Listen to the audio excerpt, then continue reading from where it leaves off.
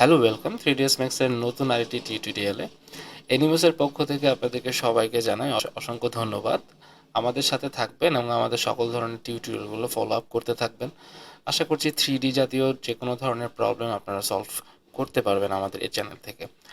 So আমরা আজকের লেসনে ফিরে যাই। আজকের লেসনটা মূলত হচ্ছে একটা লাইন বা একটা লাইন সেগমেন্ট বা স্প্লাইন দিয়ে কিভাবে আমি একটা রাউন্ড টাইপের কোনো অবজেক্ট আমরা ড্র করতে পারি, কোনো রাউন্ড টাইপের কোনো মডেল আমরা ক্রিয়েট করতে পারি। তো সেক্ষেত্রে আমরা যেহেতু আর্কিটেকচারাল এবং সিভিল লাইনের স্টুডেন্টে যারা আছে তারা হচ্ছে পিলার টাইপের কোনো জিনিস আমরা ক্রিয়েট করতে পারি। সো আজকের এপিসোডটাতে আমরা দেখবো যে একটা লাইন, শুধুমাত্র একটা লাইন ইউজ করে এবং সেই সাথে একটা মডিফায়ার ইউজ করে কীভাবে আমরা একটা পিলার ক্রিয়েট করতে পারি। সো সর্বপ্রথম আমি চলে যাই প্লেনে, একটা প্লেন আঁকবো আমি। ফ্রন্ট যে ভিউ পোর্টটা আছে সেই ভিউ পোর্টটা থেকে আমি একটা প্লেন ড্র করব। একটা প্লেন ড্র করার পর দেন আমি কি করব, আমার ডেস্কটপে বা আমার কোনো জায়গায় যদি কোনো একটা পিলারের ইমেজ সেভ করা থাকে সেক্ষেত্রে ইমেজটাকে আমি ড্রাগ করব। লাইক আমার এখানে এই ইমেজটা আছে, এই ইমেজটা নিয়ে আমি ম্যাক্সে গিয়ে দেন আমি আমার এই 3D যে ভিউ পোর্টের উপর যে প্লেনটা আছে দেখতে পাচ্ছেন সেই প্লেনের উপরে ছেড়ে দেব। এখন আমি সো সিম্পল বিষয়টা। সো এই জায়গায় ফ্রন্ট ভিউ থেকে আমাদের দেখতে হলে আমাদের প্রথমে কি করতে হবে, এই যে ওয়্যার ফ্রেম আছে এখান থেকে ডিফল্ট শেডিংয়ে চলে যেতে হবে। ডিফল্ট শেডিংয়ে দেখতে পাচ্ছি আমাদের যে পিলারটা, এই পিলারটা চলে আসছে। এখন আমাদের প্রথম কাজ হচ্ছে আমাদের ফ্রন্ট ভিউটাকে আমাদেরকে বড় করে দেখা বা একটা ভিউ পোর্টে দেখানো। তাহলে সেই ক্ষেত্রে আমাদের অল্টার ডাব্লিউ প্রেস করতে হবে। সো অল্টার ডাব্লিউ প্রেস করে আমি কি করব, আমার ফ্রন্ট ভিউটাকে অনেক বড় করে দেখতেছি। তো সেই ক্ষেত্রে এখন আমার কাজ হচ্ছে আমাকে স্প্লাইন বা লাইন নিতে হবে। সো আমি লাইন ক্রিয়েট করব। লাইন ক্রিয়েট করার আগে অবশ্যই আমি কি করব যে আমার যে এই ইমেজটাকে লক করতে হবে। সো লক বাটনটা আমি কোথায় পাবো, একদম নিচে দেখতে পাচ্ছেন এই জায়গায় আমাদের লক বাটনটা আছে, এইটা ক্লিক করে দিব। সো এটা আমার লক হয়ে গেছে অ্যাকচুয়ালি। সো এখন আমি লাইন নিব, লাইন ক্রিয়েট করব। আমি ছোট ছোট পয়েন্ট ধরে ধরে লাইন ক্রিয়েট করব। আমরা প্রথমত দেখে আসি, যদি আমরা এখান থেকে স্ট্রেট লাইন আমরা ক্রিয়েট করব এবং সেই সাথে আমার আমার লাইনটা দেখতে পাচ্ছেন, সেই সাথে আমার এই জায়গায় গিয়ে আমাকে ড্রাগ করে কার্ভ করতে হইতে পারে। যেমন ড্রাগ করে যদি কার্ভ করি তাহলে জিনিসটা দেখাচ্ছে এরকম, কিন্তু এর পরের প্রত্যেকটা জিনিসই কিন্তু আমাকে কার্ভ করে আঁকতে হবে। সো সিম্পল সমাধান হচ্ছে আসলে নর্মালি আমরা স্ট্রেট লাইন আঁকবো প্রত্যেকটাতে। যেমন এখান থেকে এই পয়েন্ট থেকে এই পয়েন্ট একটা স্ট্রেট লাইন আঁকবো, এটা একটা বক্স। সো এই পয়েন্ট থেকে এই পয়েন্টে যেহেতু একটা কার্ভ শেপ, তো কার্ভ শেপটাতে কি করতে হবে, আমার মিডলে একটা ভার্টেক্স অবশ্যই আছে। কেন? কারণ এই মিডলের ভার্টেক্স যেটা, এই মিডল ভার্টেক্সটাকে এই জায়গাটাতে কার্ভ করা যাবে ফিলেটের মাধ্যমে। সো আমরা কি করব, প্রত্যেকটাকে এভাবে এভাবে পয়েন্ট দিয়ে দিয়ে বাড়াতে থাকবো। সো আমার এই পয়েন্ট, দেন আমার এখান থেকে একটা পয়েন্ট নিব, লাইক এটা নিব। দেন এখানে একটা কার্ভি শেপ আছে, স্যান এখানেও একটা মল্ডিং এর মতো একটা ডিজাইন আছে। সো সেই ক্ষেত্রে আমি এই জায়গাটাতে একটা নিব এবং স্ট্রেট লাইন হিসেবে আমি নিচ থেকে নিচের দিকে বাড়াবো এবং সেই সাথে এই লাইনগুলো ড্র করব।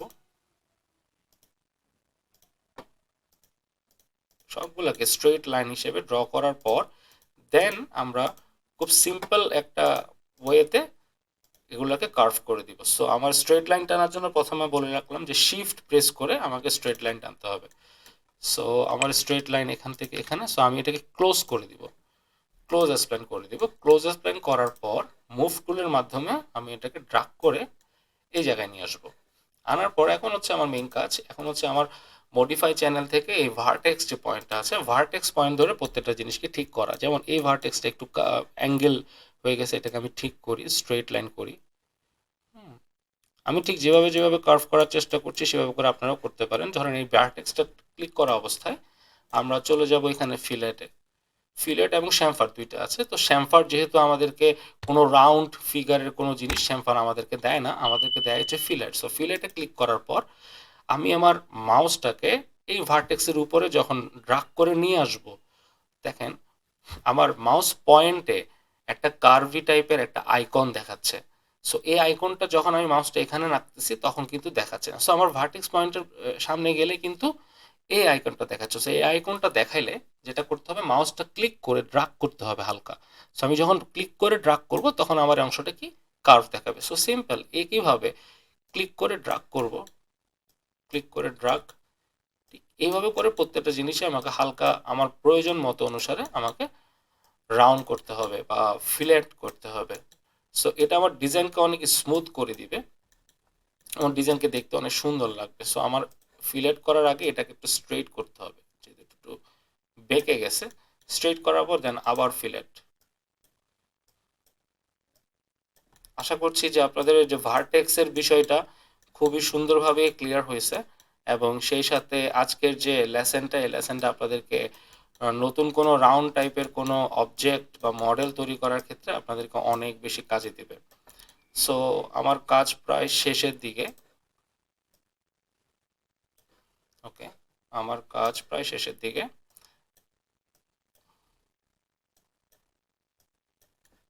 সো আমি একটা কাজ করি, পুরো সবগুলোকে ধরে একসাথে যদি আমি রান করি তাও আমার রান হবে, তবে সেই ক্ষেত্রে আমার স্মুথনেসটা পাচ্ছি না আমি কেন জানি। তো আমি একটু আলাদাভাবে কাজ করতে চাই, যেমন এটাকে আমি এখানে রাখতে চাই এবং সেই সাথে ফিলেট দিতে চাই, ফিলেট এবং ফিলেট, এটা তো ফিলেট। সো ফাইন, এই যে পুরো জিনিসটা আমি এখন কাজটা করলাম, কাজটা করার পর ছোট্ট একটা মডিফায়ারের মাধ্যমে আমি কিন্তু আমার এই অবজেক্টটাকে রাউন্ড টাইপের একটা পিলারে পরিণত করতে পারি।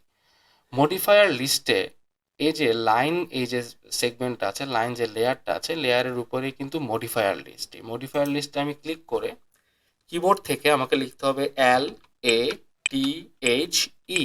লেথে মডিফায়ার। সো LATHE যখন আমি লিখবো তখন আমার এখানে ল্যাথে মডিফায়ারটা দেখাবে। সো আমি এটাকে ক্লিক করব প্রথমে।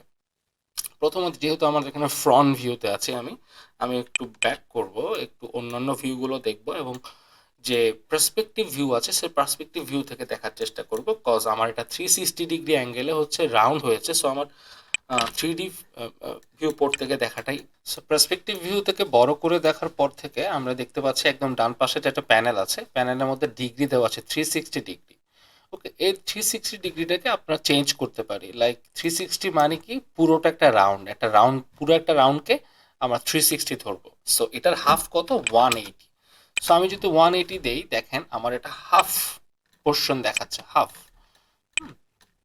সো আমরা এটাকে যেহেতু পুরোটাই রাউন্ড রাখবো, তাকে 360 ডিগ্রি রাখবো, এবং সেই সাথে ডিরেকশন, আমি যে ডিরেকশনের দিকে যাই, এই ডিরেকশনের উপরে ডিপেন্ড, ডিরেকশন এবং অ্যালাইনমেন্ট এই দুইটা জিনিসের উপরে ডিপেন্ড করবে আমার মডেলটা আসলে আমার পিকচারের মডেলের সাথে কি মিলছে কিনা। সো এটার জন্য আমাকে ডিরেকশন, ফার্স্ট অফ অল যদি আমি জ্যাটে যাই, জ্যাট অক্ষ মানে কি, এটা আপস অ্যান্ড ডাউনস মানে উপরে এবং নিচে। সো জ্যাট অক্ষ বরাবর এটা হবে।